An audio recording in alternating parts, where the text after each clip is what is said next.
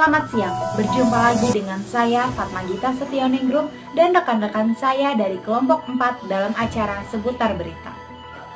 Edisi Kamis 8 April 2021 untuk mengabarkan berita-berita yang teraktual dan terpercaya tentang Kerajaan Goa Talo yang telah kami rangkum dalam Seputar Berita siang ini.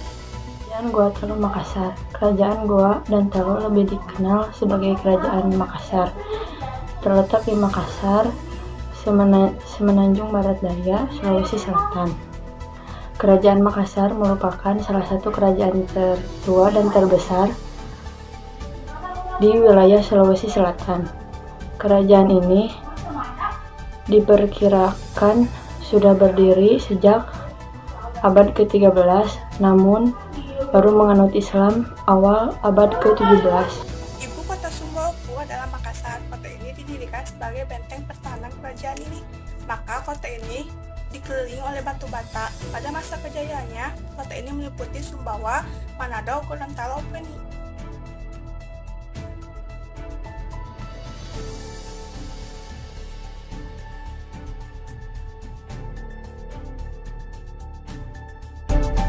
Sejarah Kerajaan Goa Talo diantaranya 1.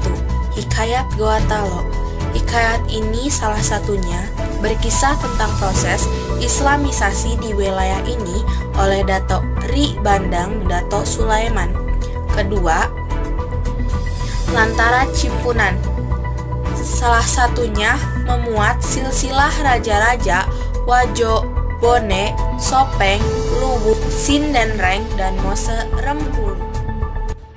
Raja-raja di Kerajaan Goa Talo diantaranya yang pertama adalah Sultan Alauddin.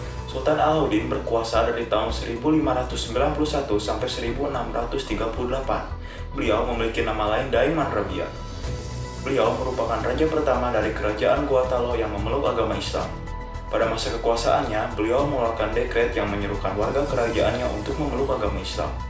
Kemudian ada Sultan Malik Said. Sultan Malik Said atau sering dikenal sebagai Muhammad Said berkuasa dari tahun 1639 sampai 1653. Kehidupan kerajaan di masa kekuasaan beliau tidak banyak kita ketahui karena catatan sejarah yang ditemukan hanya sedikit. Sultan Hasanuddin memerintah dari tahun 1653 sampai 1669. Pada masa pemerintahannya, Kerajaan Goa Talo mengalami masa kejayaan. Sultan Hasanuddin atau nama aslinya Imalombosi Daeng Kraeng Bonto Mangape dilahirkan pada tahun 1631. Beliau putra kedua dari Sultan Malik Said. Isi perjanjian Bongaya pada tanggal 18 November 1667 diantaranya sebagai berikut. Pertama, VOC berhak monopoli di Makassar.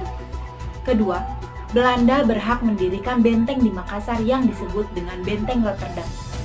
Ketiga, Makassar atau Goa harus melepaskan daerah jajahannya. Keempat, Arung Palaka diakui sebagai Raja Bone. Kelima, Kerajaan Makassar diperkecil hanya meliputi Goa. Keenam, semua bangsa asing diusir dari Makassar kecuali VOC. Ketujuh, Makassar harus membayar biaya perang. Baik, sekian yang dapat kami sampaikan. Semoga bermanfaat dan sampai jumpa.